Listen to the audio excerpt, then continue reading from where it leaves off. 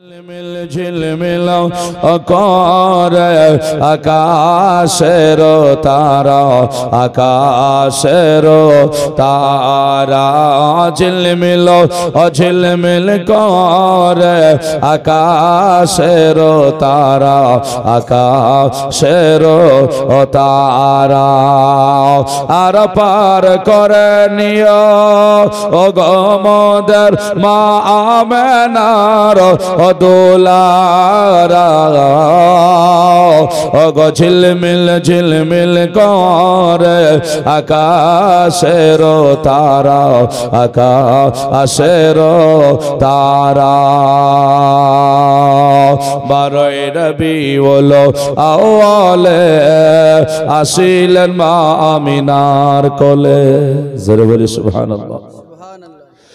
বারোই রবিউল আউয়ালে আসিলেন মা আমিনার কোলে আর সাজদাতে মাথা রেখে কাঁদিলেন উম্মতি বলে। আর কিয়ামতের কঠিন দিনে নবী বলে বানায়া মোরে সাহারা, ঝিলমিল ঝিলমিল করে আকাশের তারা, আকাশের তারা। নবী যখন আসিলেন ওগো এ দুনিয়ার মাঝে ইবলিস শয়তান কাঁদে জমিনের নিচে হো হো করে। আর নবী যখন আসিলেন এ দুনিয়ার মাঝে ইবলিস শয়তান কাঁদে জমিনের নিচে হো হো করে। কাজ আমার হবে না আর গো, কাজ আমার হবে না আর নবী আসিল বলে ও ঝিলমিল ঝিলমিল করে আকাশের তারা, আকাশের তারা পার করে নিও ও গমদের মা আমেনার দুলারা, ঝিলমিল ঝিলমিল করে আকাশের তারা, আকাশের তারা।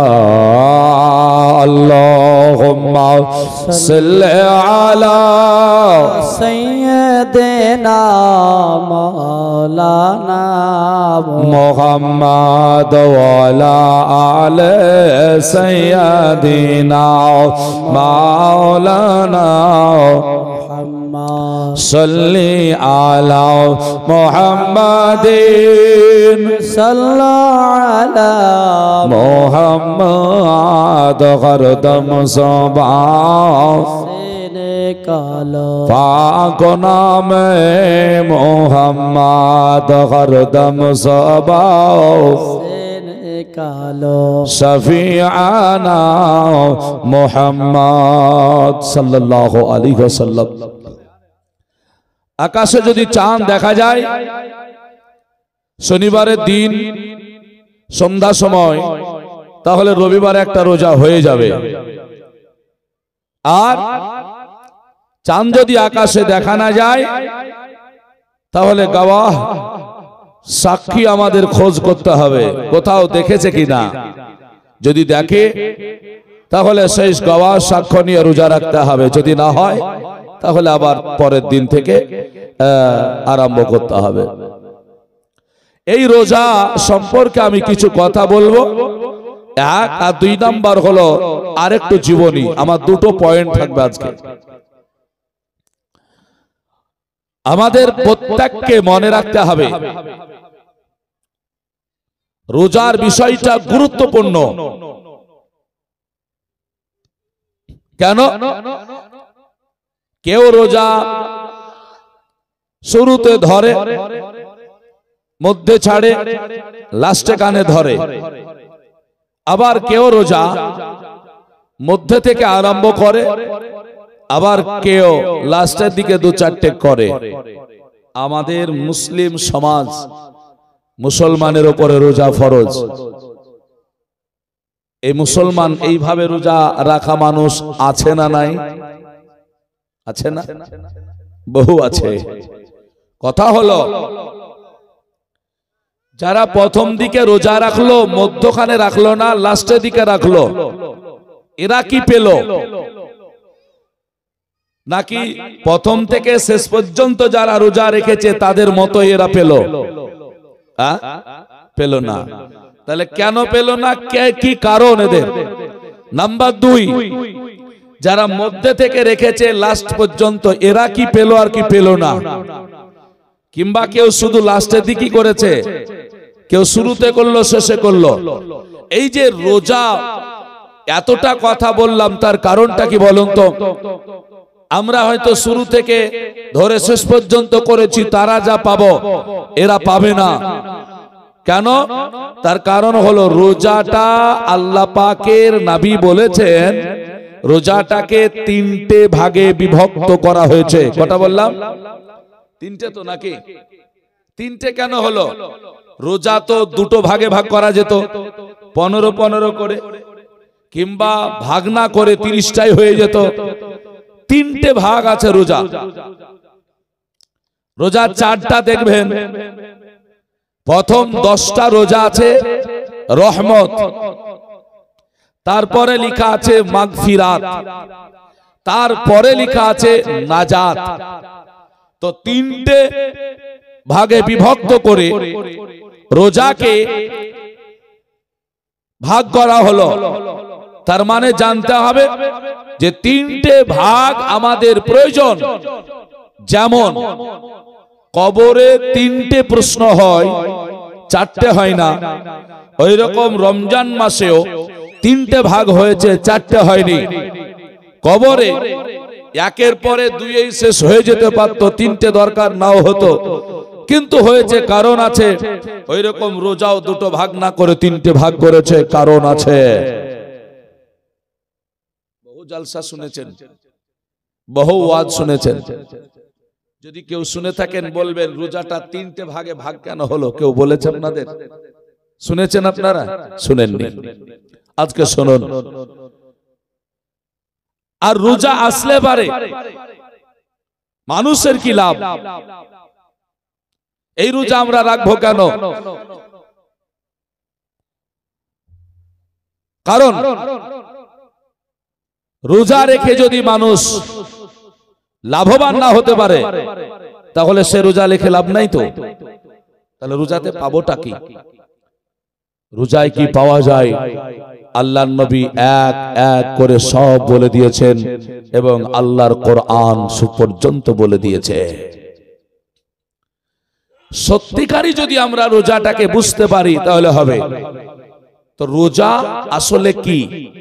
আল্লাহ পাকের নবী বলেছেন আল বুনিয়া ওয়া ইসলামু আলা খামসিন শাহাদাতান লা ইলাহা ইল্লাল্লাহ ওয়া শাহাদাতান মুহাম্মাদান আবদুহু ওয়া রাসূলুহু ইকামিস সালাহ ইতাইজ যাকাত হজ্জুল বাইতুল্লাহ আস-সাওমুর রমাজান। রাসূল বললেন ইসলামের স্তম্ভ হলো 5টা। একটা বলেননি ইসলামের স্তম্ভ, স্তম্ভ মানে হলো খুঁটি। আমরা যে ধর্মটা পালন করি, যে ধর্মের মানুষ আমরা, এই ধর্মটা সম্পর্কে আল্লাহর কোরআন বলে ইন্নাদ দীনা ইনদাল্লাহিল ইসলাম।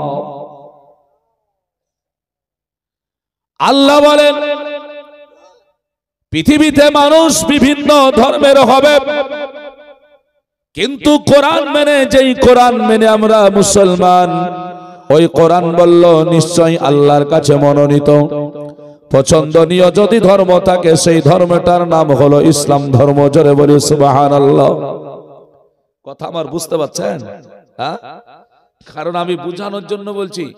আমি যদি কিছু দিতে না পারি, আমার ওয়াজ করাটা বেকার হয়ে যাবে। আর রমজান মাস, আর আপনারা এসে যদি নিতে না পারেন, বেকার হবে।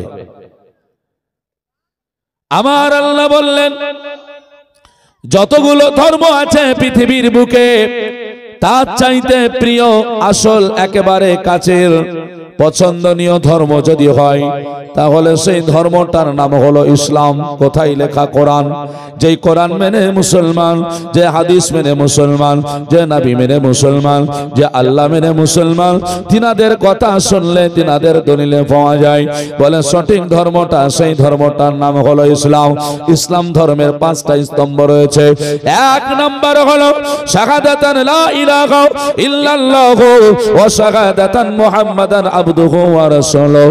আমি গাওয়া দিচ্ছি লা ইলাহা ইল্লাল্লাহু, আল্লাহ তাবারক ওয়া তাআলা ব্যতীত কোনো মাবুদ নাই, মুহাম্মদ সাল্লাল্লাহু আলাইহি সাল্লাম হলেন আল্লাহর প্রেরিত রাসূল, এটাও আমি গাওয়া দিতেছি। 2 নম্বরে রাসূল সাল্লাল্লাহু আলাইহি সাল্লাম বললেন ইকামিস সালাত। মুসলমান, আজকে তুমি কালেমা পড়ে নিয়েছো, এক আল্লাহর প্রতি বিশ্বাস রেখে দিয়েছো, নবীকে মুহাম্মদকে এক নবীর পরে স্থান দিয়ে মেনে নিয়েছো। এবার তোমার জন্য ফরজ হয়ে গিয়েছে ইকামিস সালাত। তোমরা এবার নামাজটা আদায় করো। গরিবের জন্য নামাজ, বড় লোকের জন্য নামাজ, আপনার জানো ফকিরের জন্য নামাজ, প্রত্যেক মুসলমানের জন্য বাবা নামাজ, মুমিনের জন্য নামাজ রয়েছে। ইতাই যাকাত নামাজ হলো গরিব বড় লোক সবার জন্য। তারপর আল্লাহর নবী বললেন ইতাই যাকাত, আল্লাহর নবী বললেন তোমাদের যদি পয়সা থাকে তাহলে তোমরা যাকাত প্রদান করো। এই যাকাতটা সম্পর্কে বলা হয়েছে এটা কোনো গরিবের জন্য নয়, এটা হলো বড় লোকের জন্য। আল্লাহ পাক যাদেরকে অর্থ দিয়েছে আমার আল্লাহ তাদেরকে এই যাকাত দিতে বলেছেন। জোরে বলে সুবহানাল্লাহ। যাকাত দেবে কে? বলা হলো যাকাত সেই ব্যক্তি দেবে যার কাছে 52.5 তোলা চাঁদি থাকবে কিংবা তার সমপরিমাণ পয়সা থাকবে, মাল থাকবে বাবা, কিংবা 7.5 তোলা সোনা আপনার যদি থাকে তাহলে আপনার যেন এই পরিমাণে তাকে আপনার যাকাত দিতে হবে। এখন যাকাতের মাসআলা হলো আলাদা। তারপরে নবী পাক আলাইহিস সালাম বললেন যে এই মাস পয়সাগুলো, এই টাকাগুলো যদি তাকে সে যাকাত দেবে। আর যাকাত দিতে গেলে আপনার টাকাও নাই, চাঁদিও নাই, আপনার বাড়িতে কিছুই নেই, কিন্তু আপনার বাড়িতে সোনা রয়েছে 7.5 থেকে 8 ভরি সোনা রয়েছে। আপনার ভরি বাড়িতে যদি 8 ভরি সোনা থাকে, প্রতি বছর 8 ভরি সোনাকে আপনার যেন টাকা অঙ্ক বের করতে হবে। এখন 1 লক্ষ টাকা ভরি সোনা যদি আপনার বাড়িতে 8 লক্ষ টাকার সোনা মানে 8 ভরি সোনা থাকে, প্রতি বছর 20,000 টাকা করে যাকাত দিতে হবে। আচ্ছা বলেন তো 8 ভরি সোনা আছে এরকম বাড়ি খুঁজলে মুসলমানের পাওয়া যাবে না? কিন্তু যাকাত দেওয়া পাওয়া যাবে? হ্যাঁ, যাকাত নাই বাবা ব্রাদার। তাহলে বোঝা গেল যাকাতের মসলাটা নিয়ে যান ইসলামের স্তম্ভগুলো বলে যায়। বলে 8 ভরি যার বাড়িতে সোনা আছে ওকে বাবা রমজান মাসে যাকাত দিতে হবে। 1 টাকাও নাই, চাঁদিও নাই, এর জন্য 8 ভরি দরকার হলো।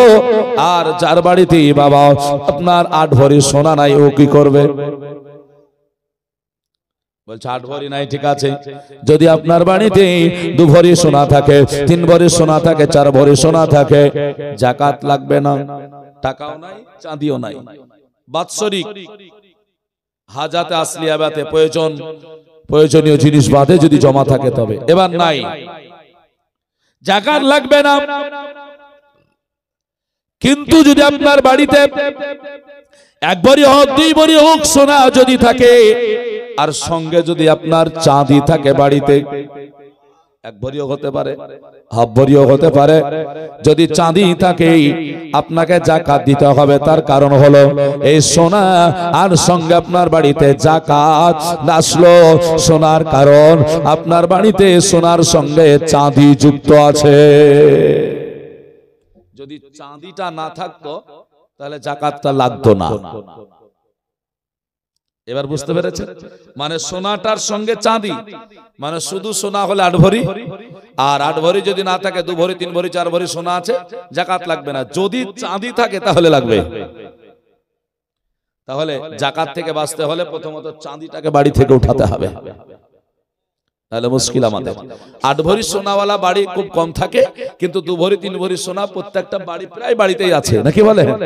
তাহলে সবাইকে কিন্তু জাকাত লাগবে। তাহলে এদেরকে এগুলো থেকে বাঁচতে হলে কি করতে হবে?